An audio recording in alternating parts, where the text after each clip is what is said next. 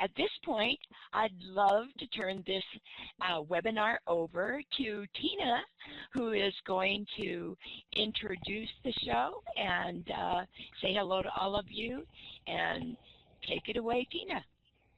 Thank you, Peggy. Thanks for your help on doing all of that. I'm Tina Schneider, and I'm here with Barbara Talent, who's in the chat window. Hi, Barbara.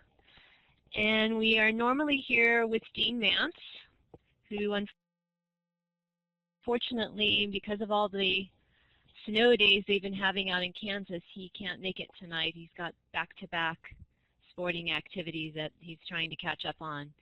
So we'll definitely miss Dean today. But I want to welcome you all. We're so glad you're here at the Knowledge Sharing webinar, and we're really excited to introduce you to Janet Hale, who is a curriculum specialist. She's a published author, and now she's a web app creator. And I met Janet a few years ago when, through Mike Fisher, who I don't know if you're familiar with livebinders at all, but he uses livebinders, as does Janet. And I met him at the ASCD conference out in San Francisco a few years ago, and he introduced me to Janet. And we had a wonderful breakfast together. And Janet, I remember you guys were talking about things that were changing, Common Core coming out, and you guys were also talking about working on a book together. And I'm really pleased to be able to announce tonight that you guys have a book finally coming out. I think it's coming out in March, right?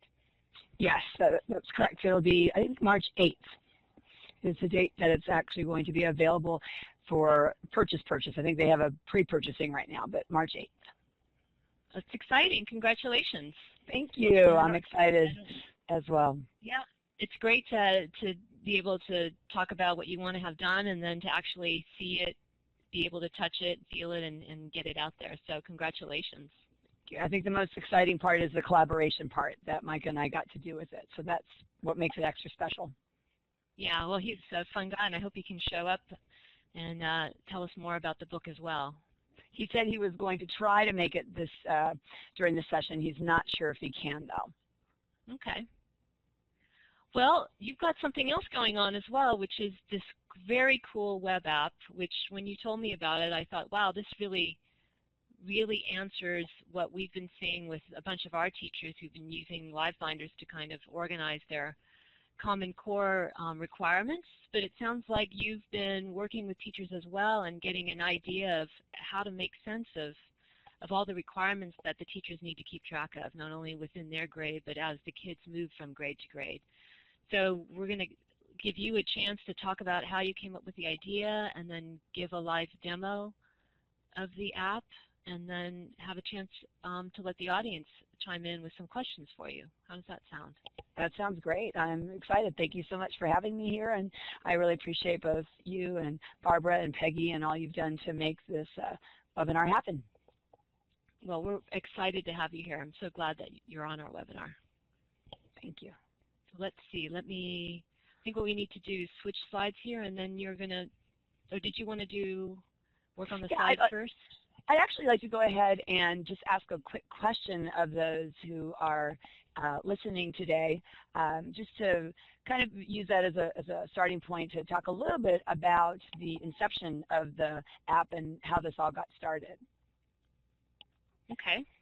Okay, so as you heard from Peggy earlier, it's going to be a simple yes and no answer response, so that will be easy. Again, just clicking on the check mark, which will then have the green check mark and the red X for no.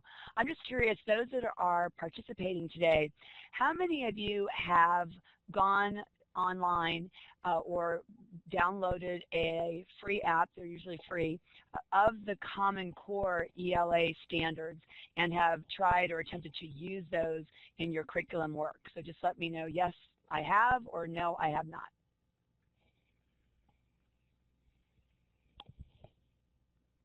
Okay. For those that are answering, I only see one that appears they have done that, and the majority of you haven't. So I just want to talk a little bit about the apps that are out there, because you can actually download free apps, and also, of course, go to the Common Core, corestandards.org website and access the standards very easily. What happened, though, for me was I found that when I was trying to use those, and I was trying to use the draft when the draft came out, as well as when the Common Core actually came out, and it was the corestandards.org, using both the PDF version. Oh, by the way, Mike Fisher just joined us, so I'm very excited about that. Later on, I'm going to ask Mike then to share how he's been using the app, so great to have you on board, Mike. When I was starting to use the standards, because of how the standards were created, and one thing I can say is I do know the Common Core ELA standards backwards and forwards, is they built it around what I like to refer to, based on a colleagues of mine's sort of metaphor, is it's a fish ladder. This idea that the salmon have to go from the bottom of a sort of waterfall to the top. These standards fish ladder up from the bottom all the way to where they finally reach the top, which is the core standards from the anchor standards mindset. And what I found was they were extremely difficult to keep track of over the years. One of the things I specialize in is not only grade-specific learning, but looking at things systemically, looking at what would the learning look like from year to year. And I found it very, very difficult to keep track of that mentally when I was looking at the standards.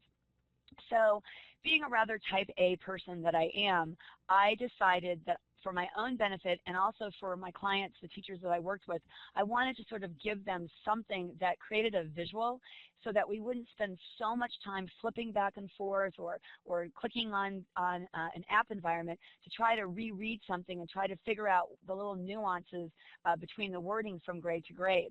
So I started actually with a Word document. I prefer that technically over Excel, and just started really looking deeply at every single, talk about a close reading, I guess is the best way to put it. I close read every single standard for every single grade level, for every single one of the strands. And I started noticing the nuances and decided I wanted to create a document that we could take and put out on a table, and we can look K through 12, or literacy and standards grades 6 through 12, and be able to see the nuances instantly and be able to focus on what we really wanted to focus on, and that is what's the expectation of the student learning, and how do we want to really break apart these standards and figure out the skill sets that go with them.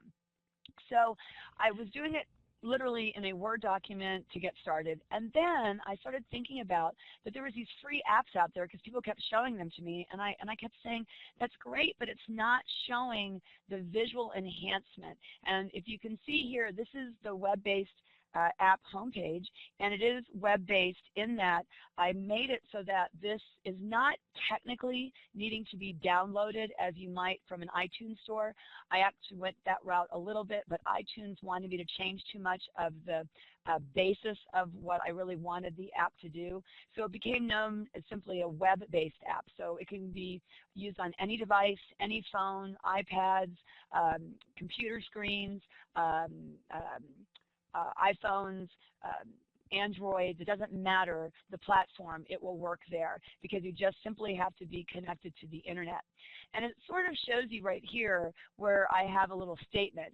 It says that the continuums are designed to create a visual enhancement, and you'll notice that accentuates the progressive learning expectations. And this gives you a little hint of what I did visually. And I'll talk about the bold-faced text versus the italics text in just a few moments. But I do want to just mention at this point, if you're like me, you probably noticed over here it talks about that it costs $1.99 and you need to create the account.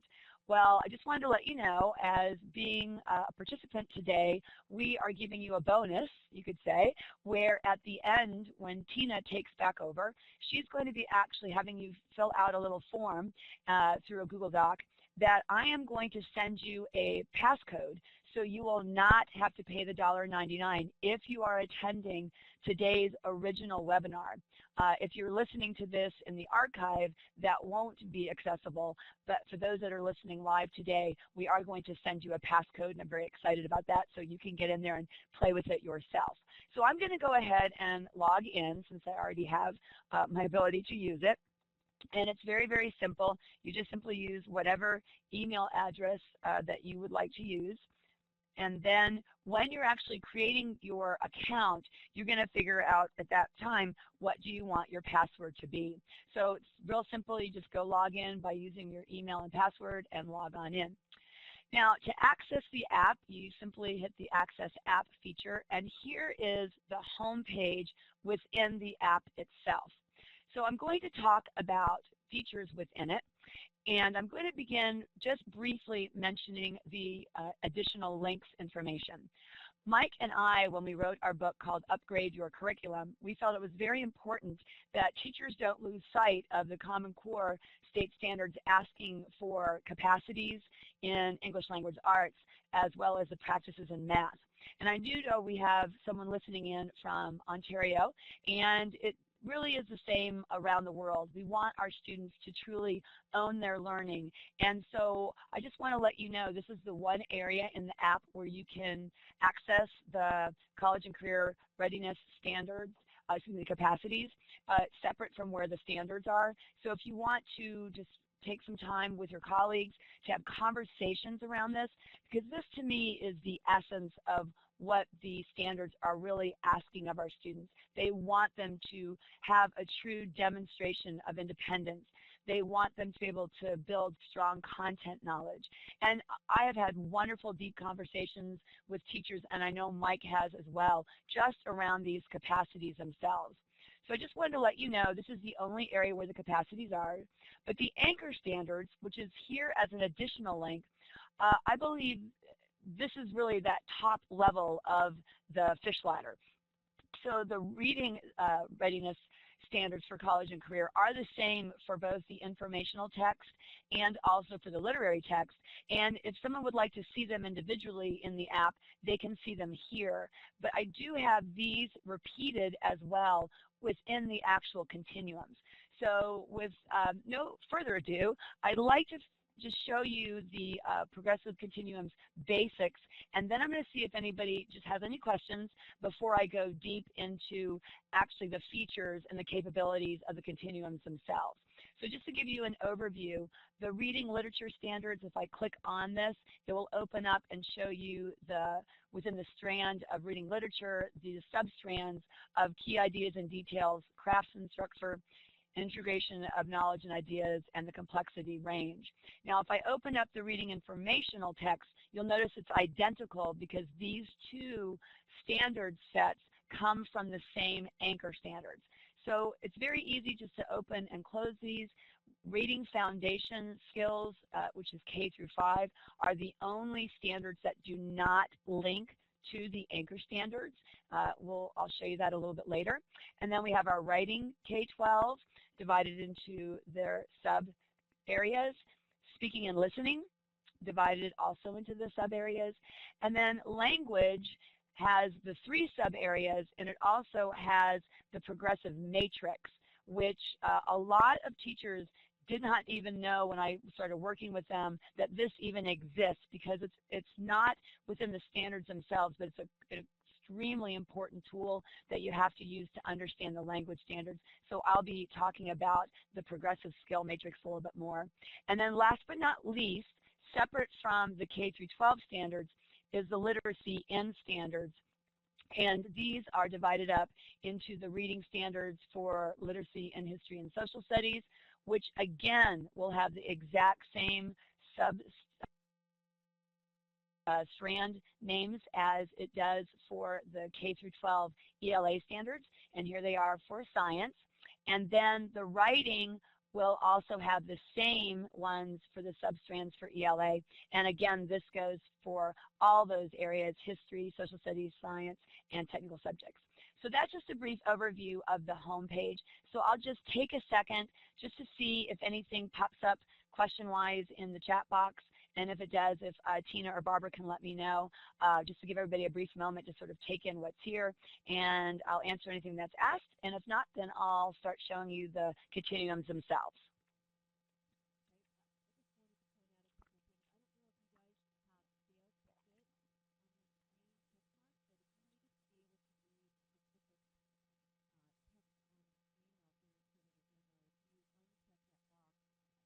Okay, I'm checking the chat box itself, and I'm not seeing anything specific question-wise.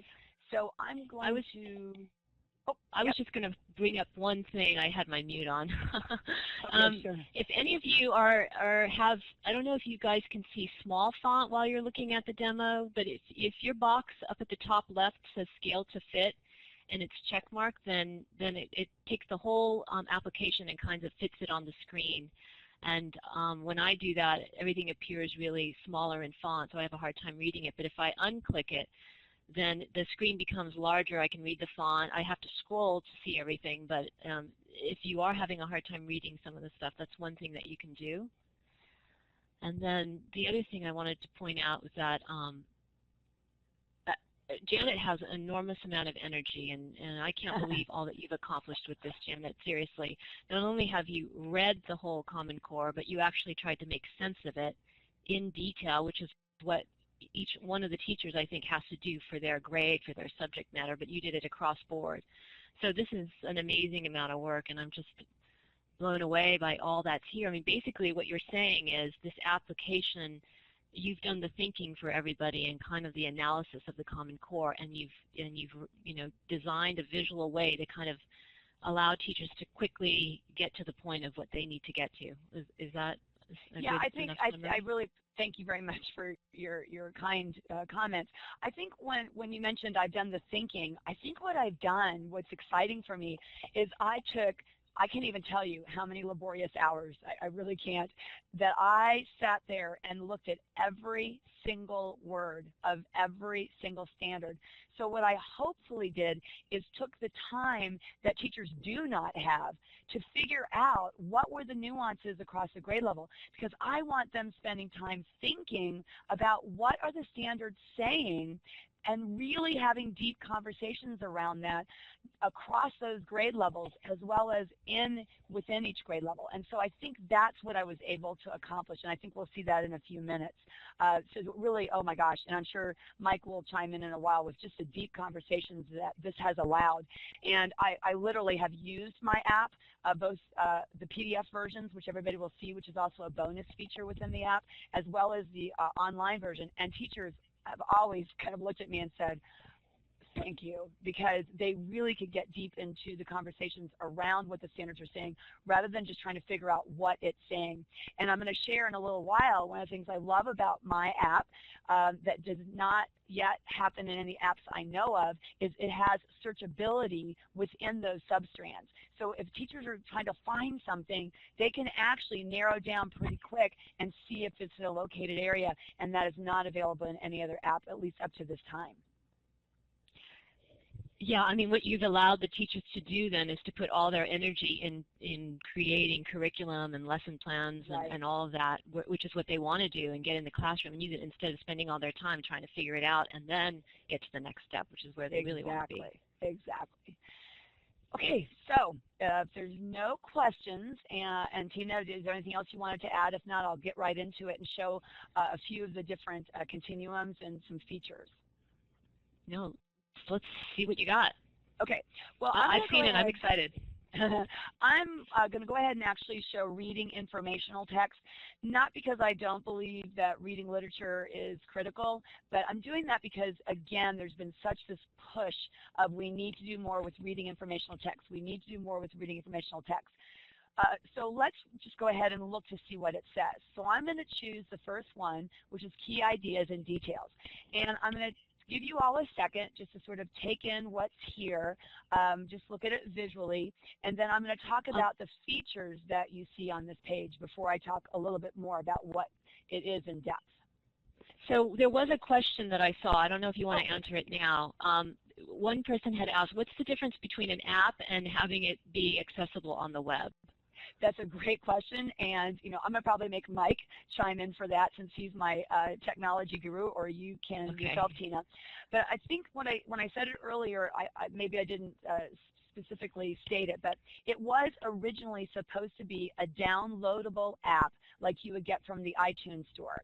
But unfortunately, when myself and the actual designer started applying to iTunes, we kept getting rejected. And part of the rejection was they wanted us to change some of the features that were absolutely what made this app the app it needed to be.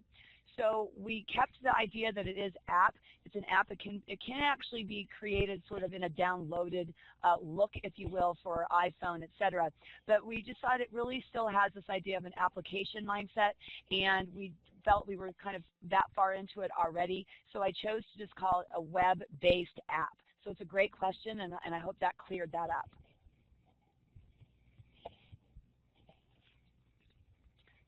Yeah, I mean, I guess I can answer anything by the chat window if there's more questions to that, but I think you did a good job.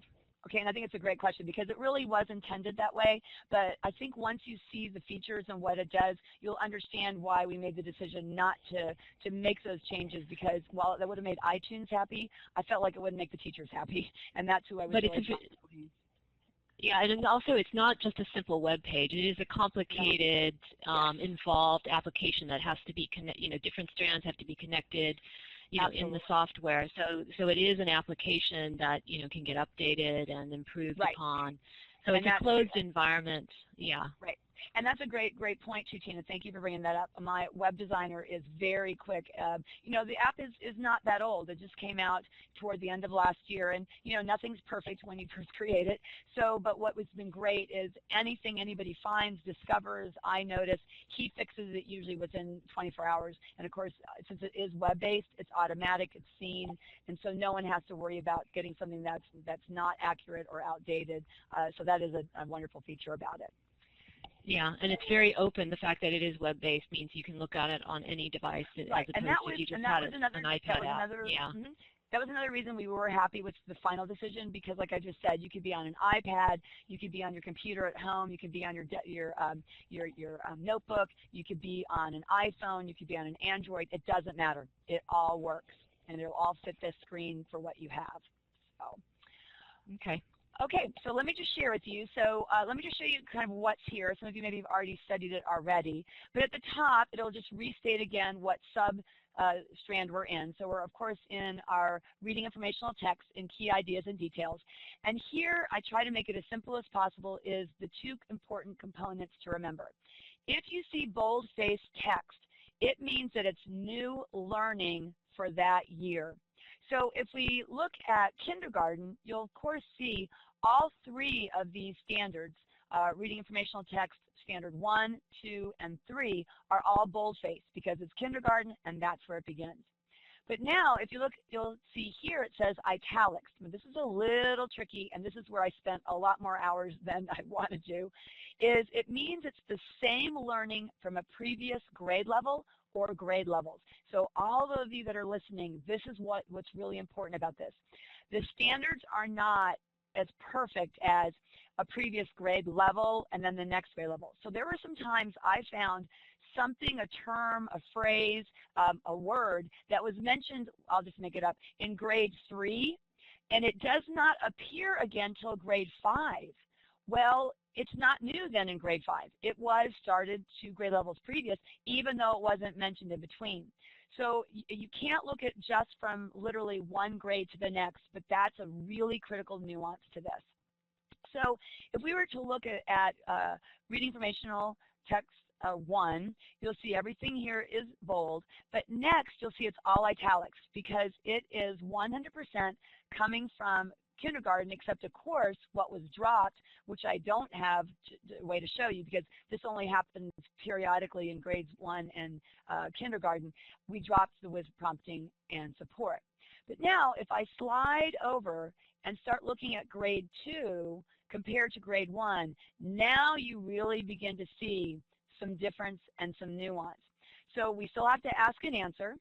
And we are still doing questions, but notice it's the who, the what, the where, the when.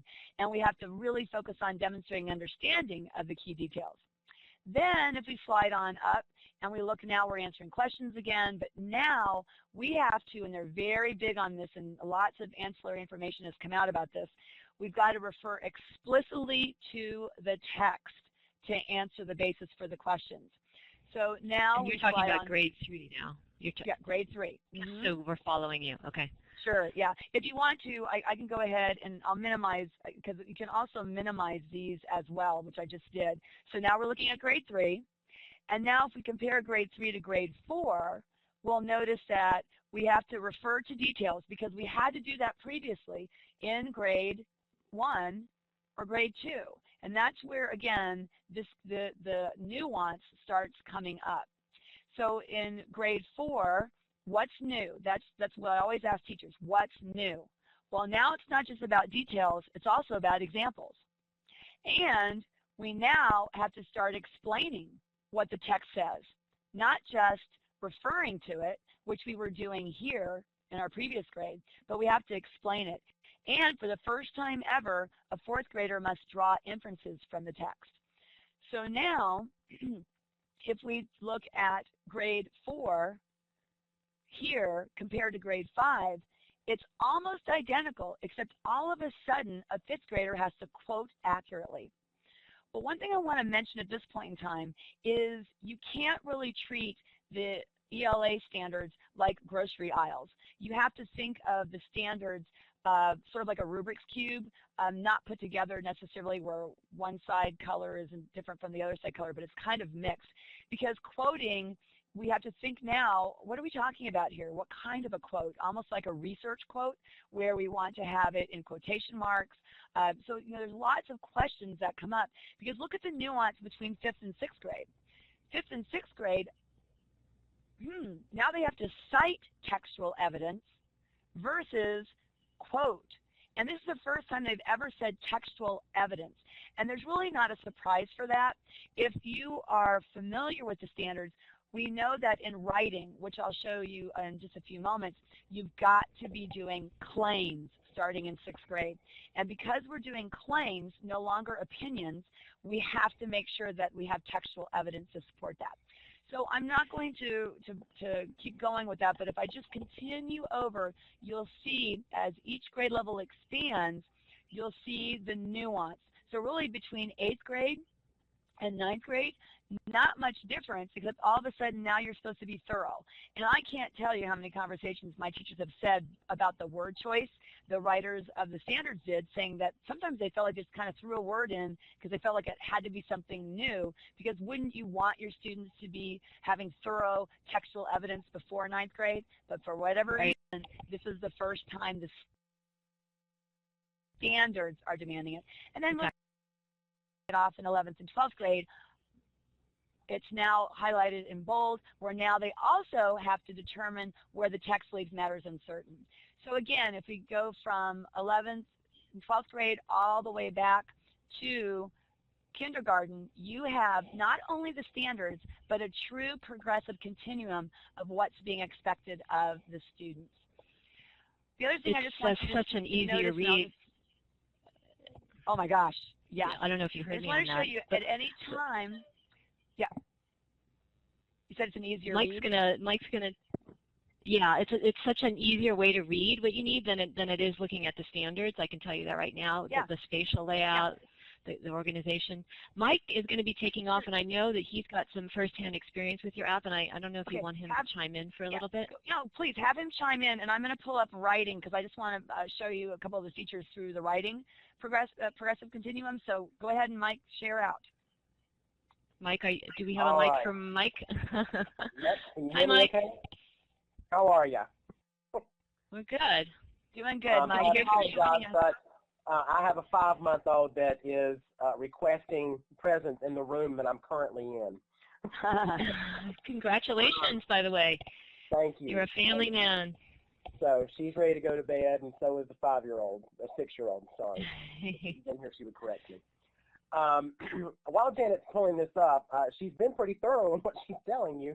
I do want to say that one of the things that is great about this is how well it enables us to really get collaborative conversations going on with teachers about the sophistication from one grade level to the next. And it blooms from here. We start talking about ELA, but then what are the expectations in some of our other content areas? How is literacy defined in other content areas like science and social studies? And being able to look at what a kid has to know and be able to do from one grade level to the next helps us create consistency models. And I know some people are like doing curriculum mapping, some people are not, and just having these curriculum conversations around the new standards. This is a place that allows us to have really good conversations with specific information so that everybody is on the same page, and that's really, really good for kids. I use this often with science and social studies teachers so that we can look at the standards that they're responsible for in grades 6 through 12. On the front page of the app, you can look at just those standards that are associated with literacy in the content areas. One of the other things that I like about this is being able to search. Whenever you're doing any kind of curriculum work, it's important to define the verb that is the skill that a student needs to be able to do. And if I need to look at where in the standards kids need to analyze, where do they need to create, where do they need to cite, where do they need to explain, it's really cool to be able to search for those key verbs so that regardless of whether I'm doing a map or whether I'm doing just one unit at a time like we advocate for in the book, we can do that. And because it's visual and we're looking at small chunks at a time, it's so much easier to take than the whole document that districts just give teachers and say good luck. So that's really all I had to add from what Janet is sharing because I'm using it in the same way. And when I show teachers, well, I think their jaws are dropping because it's so much easier to read this way. Well, I think you bring up probably the most important element of this app, which is that everybody can be on the same page. Because if you take the Common Core, everybody could be reading it, but they're all going to be interpreting things differently. Right. And it's hard to have a conversation when you're talking about how do we prepare these kids, from 2nd grade to 3rd grade to 4th grade all the way on up when you're all having different interpretations of what the text is saying. So I think that's a really important point. And the 21st century being about the Common Core standards and the computer, and that's not really what it is. It's about consistency and us all being on the same page for the sake of these kids. And the fact, Janet, that you've kind of kept the text very minimal to the key points allows for that. I mean, you're not bombarding us with the whole Common Core. You're saying this is it, narrow. Okay, let's go from there. And you're right. I mean, I really think the teachers being able to have these conversations and knowing that they're all on the same page and they're all getting the kids ready is really what everybody wants to do. And I think one thing that I think we should make sure we're all saying is when we say on the same page, we're not talking about a lockstep curriculum for the students, because I think Mike and I are very much about students owning their learning and being explorers and really gaining insight, because we have such the world is their oyster nowadays. But I think what we're all saying is coming to an agreement on the continuity of what we want the learning to look like from year to year based on these standards. I like to think of the standards almost as like building codes. I know Heidi Hayes Jacobs and Jay McTighe also say that. And so we're going to build a blueprint based on those codes. But if we're going to build the blueprint, we have to come to an agreement on what it's going to look like on the 1st floor and the 2nd floor and the 3rd floor based on what those codes are asking. So I really appreciate Mike sharing that. And I really do want to show a couple more features about this, including the search, because I want to, it's a great way to bring some conversation up with the teachers. So I don't know if Mike wants to add anything else, but I do want to show you a few more things, and then I do want to be able to show you the bonus features. I just want to say thanks for letting me jump in here real quick, but I'm going to go back and be a dad. All right. Thank you, Mike. All right. Good night, everybody. Enjoy the app. Have a good night. Thanks. All right. Enjoy your babies. Yeah, really. Tina, does anybody seem to have any questions, or can I go ahead and continue on? Does everybody feel? I mean, I tried to make the app simple and intuitive, not wanting it to be difficult. So hopefully what I'm showing, it's pretty self-explanatory. But as far as you can tell, are there any questions or things popping up that you think I should address? No, my contacts in the chat box tell me you're good to go. Okay, great. Well, I just wanted to talk about a couple things here. One is the anchor standards are always available. So just to remind you kind of where I am, I'm in the writing standards, K-12, and I'm in probably one of the most important three, and that's the text types and purposes, lovingly known as Standards 1, Standards 2, and Standards 3. And if some of you are wondering why the box or the cell appears so large, it's because by the time you get to 12th grade, that's all filled up. So, but what I wanted you to notice is right above here where it has anchor standards, at any time we can actually look at the anchor standards.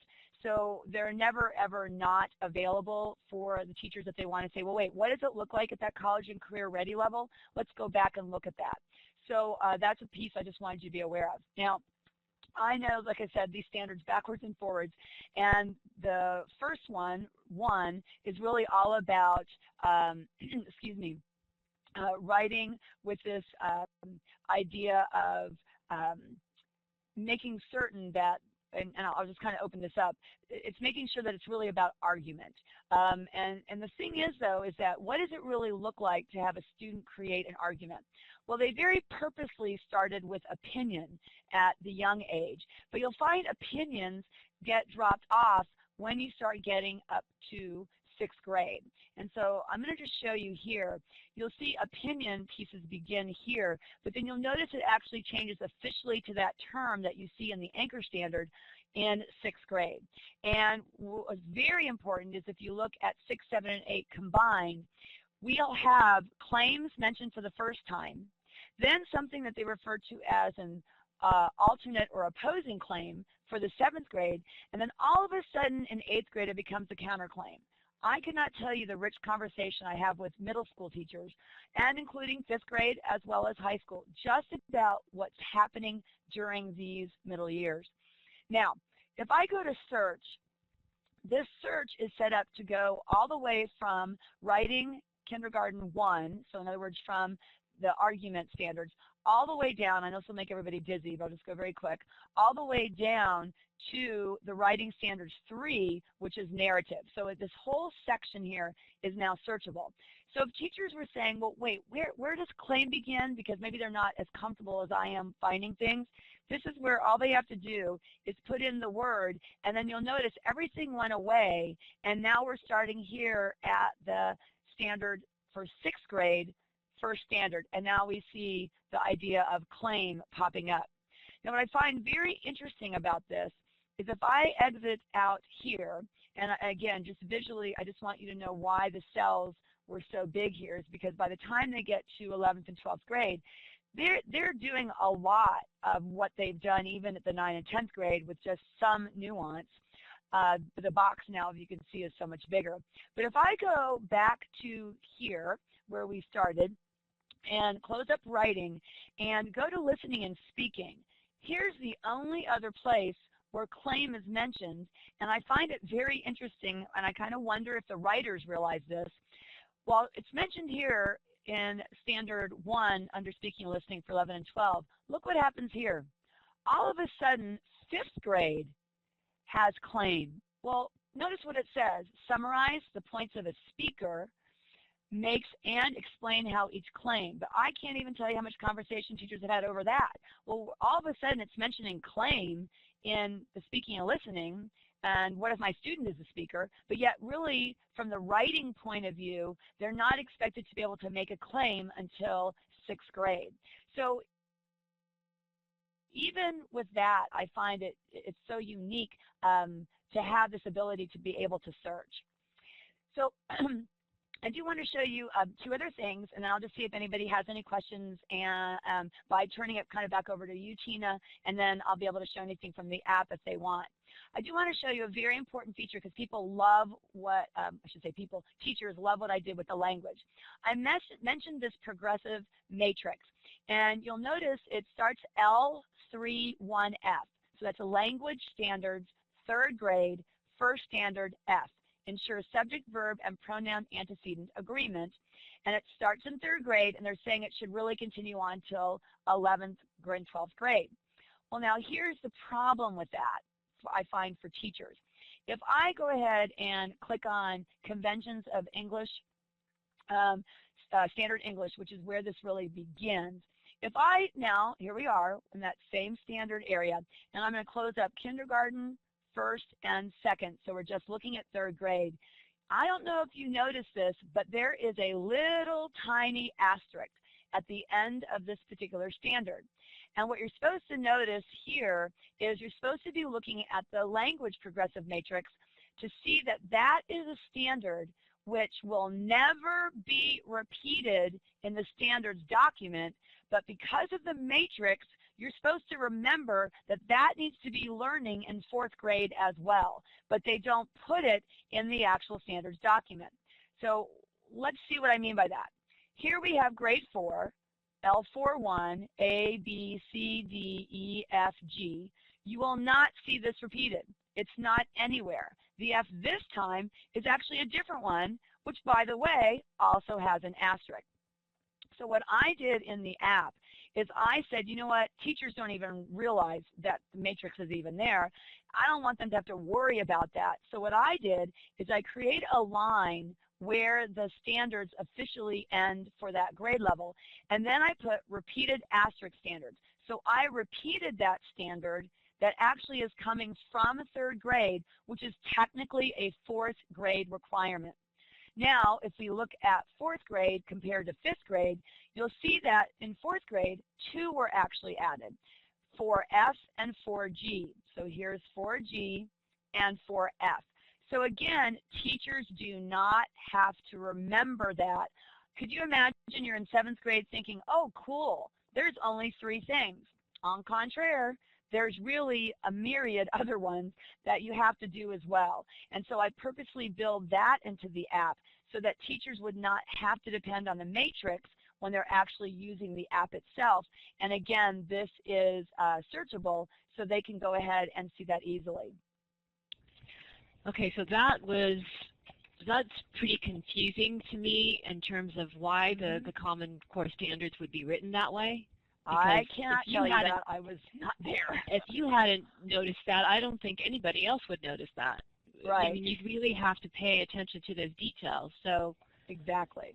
So this is, again, that matrix I was referring to. So what I did, instead of you having to remember that, and then what I find, don't even ask me why they think this, but whomever developed the standards decided that L43A, choose words and phrases to convey ideas precisely.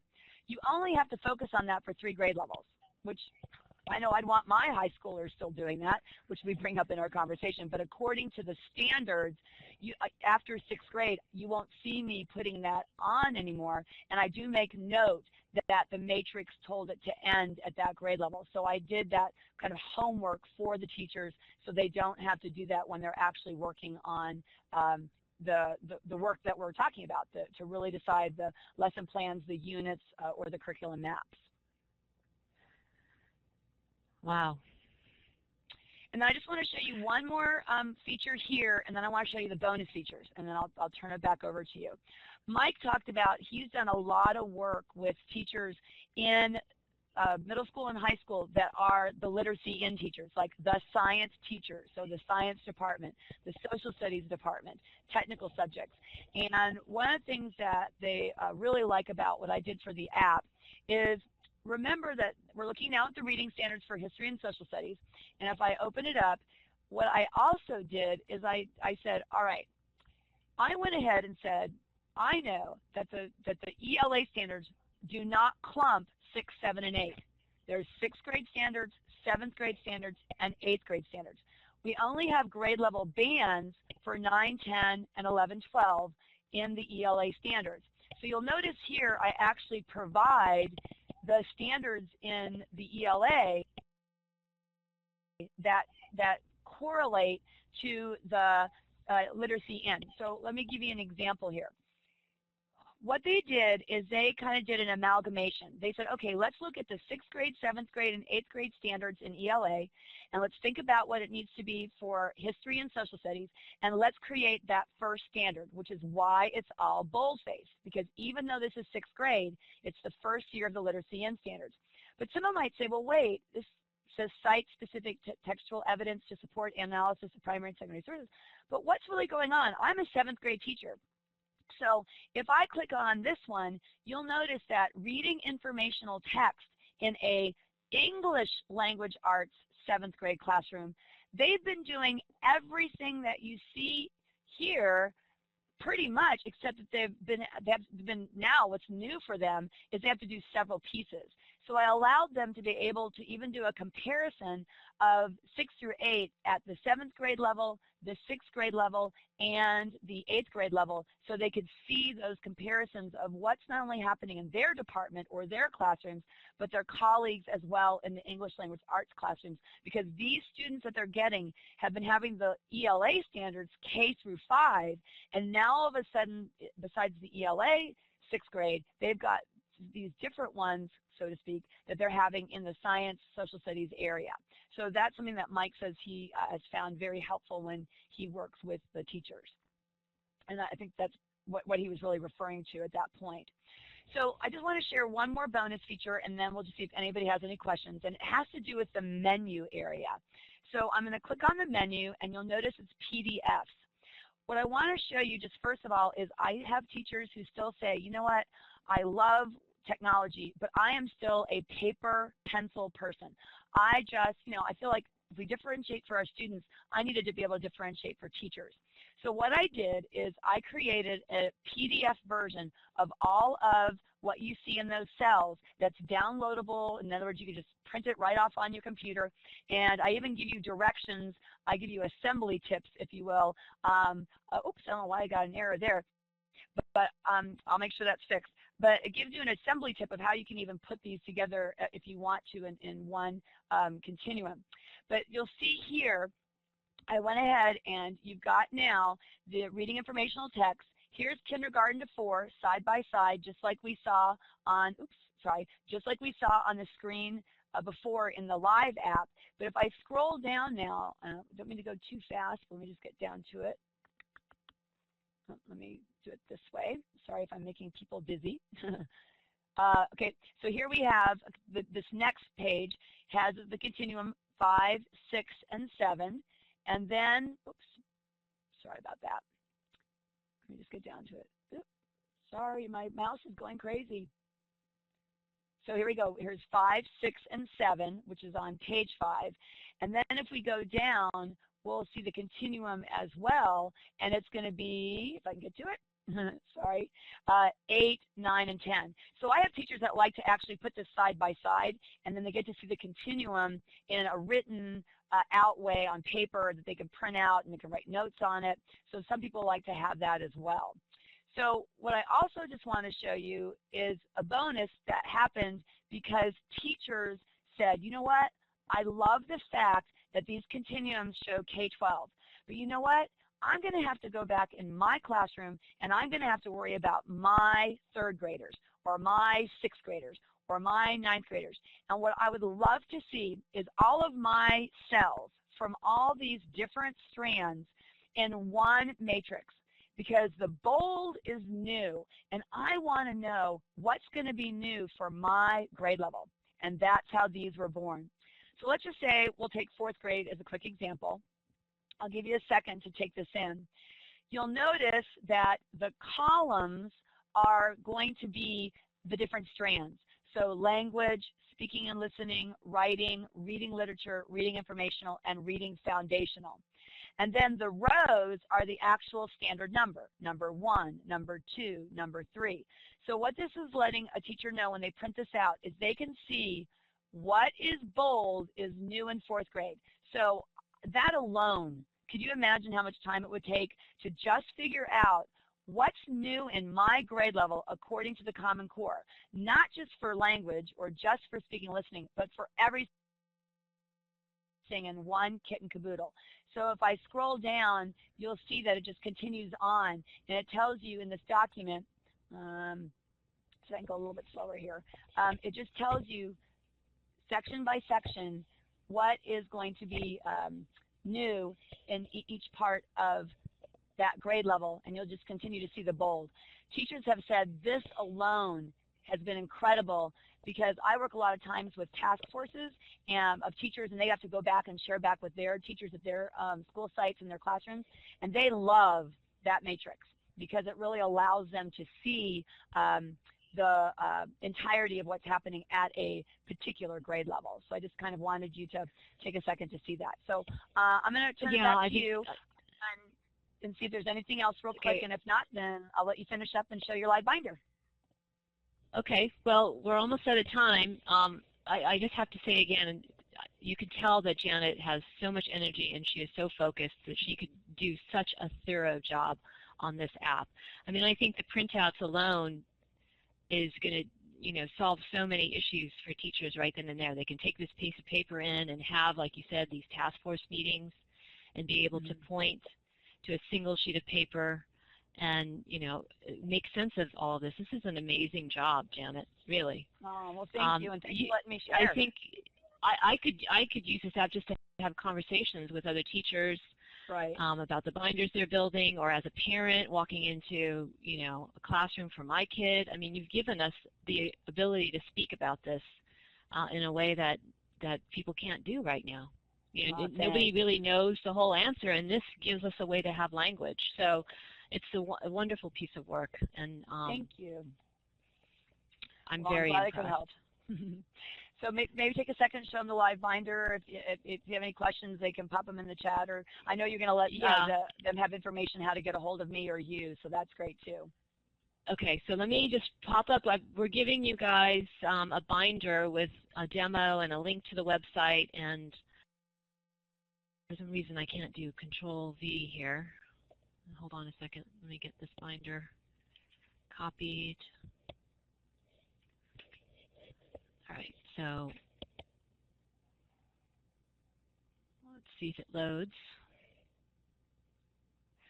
All right, so here is the binder. I'll give you the link in a second here, but I just want to show you very quickly for those of you who are not familiar with live binders. It's basically a virtual binder on the web, and we put together a binder on Janet's webinar today. It's got tabs like you would in a normal 3-ring binder, and it has sub-tabs. So we're in the Welcome tab right now with a sub-tab here that takes you to the link to sign in. It's got her website, all about the app. Then we've got a tab on a live demonstration. So if you want to click through and kind of play around with her interface, she has opened up a couple of the standards here, so you can play around and just go to each of these sub-tabs to kind of play around with the UI. And then the other thing is we kind of pulled together some binders that teachers have put together on some of the Common Core standard stuff. There's also some binders that Mike put together that you might find interesting that you can use in your classroom on how to integrate some technology with some of your curriculum. And then I pulled together a bunch of binders on some great projects, interactive projects, writing projects, math, science projects that teachers have put together in a binder format that they share with their students, or the students copy and use as a template.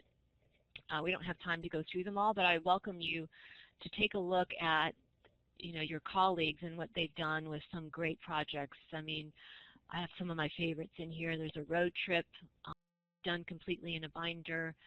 There are web quests done in a binder. So, for example, if you click on the Volcano web quest, you'll have each tab with an instruction on what to do, rubrics for the class project. There's downloadable worksheets. So there's just all kinds of material in this binder for you as you go about getting your class ready for the Common Core. And then we have Janet's website in here. And we also have a link to the book that Mike and Janet have coming out next month. You guys are first to know here. So there's a link here of where you can order it. And then we also have a link here to the knowledge sharing professional development certificate. If you guys are interested in getting one, you can just click on the binder and fill out the form and we'll send you one. So let me close this so that we can get you to the sign-up page for the wonderful app that Janet is giving to you guys today, which is a wonderful gift, by the way. So let me get back to the, so this is the URL, tinyurl.com /Janet Hale. I don't know, Peggy, did you put that on the chat? I'm sure you did. Very thorough that way. And here is the sign-up sheet for the web app that Janet is graciously giving out to all of you attendees of this seminar tonight. Yes, and just, Tina, just let everybody know, I'll be sending that out to everybody tomorrow. So whatever email they put in there, I'll use that email tomorrow to send them the passcode. Okay. So you fill out the form, you put in your email address, and Janet will send you an individual email with the passcode. Yep. And then I want to give a special thanks to Classroom 2.0 and Steve Hargadon. Without them, we would not be able to have this webinar. And of course, Kim Case, Lorna Constantini, and our dear Peggy George, who helps us get this all together and gets us functioning on the Blackboard Collaborate platform. Thank you so much. You guys are inspiration to Barbara and I. You guys keep us involved and active with this great community, so we really are thankful for that. And then our final slide is contact information. If you guys want to ask Janet some more questions about the app or anything about Common Core, you can contact her here at this email address. We've got the link to the books that they have coming out, and if you guys have any questions about using livebinders or would like to get a hold of Barbara and I know we didn't go over much here tonight. There was so much more to go on with the Common Core app that you guys can email us at support and we will get back to you. And then down here we have Ignore the Classroom 2.0 live survey. When you close your Blackboard window, it will launch a survey for Classroom 2.0, which is the Saturday webinar that goes on. Please ignore that survey. If you want to get a professional development certificate from the knowledge sharing place, just click on the binder and go to that survey. So hopefully all of you remember that. Here's a reminder again about this, and you can get a professional development certificate if you click on the binder URL. So do we have any last minute questions here? Janet, as always, you're very, very thorough. I think you floored everybody. Well, thank you, and I hope that the app makes lots of lives easier and happier, and we all make our student learning experiences wonderful for them and for those that are in their care. So thank you so much again for having me, Tina. Thank you, Janet. It was wonderful to have you out and sharing with us, and we hope to have you back again. Thank you, Peggy. Thank you, Peggy, so much for moderating and helping. And thanks to all of you for joining us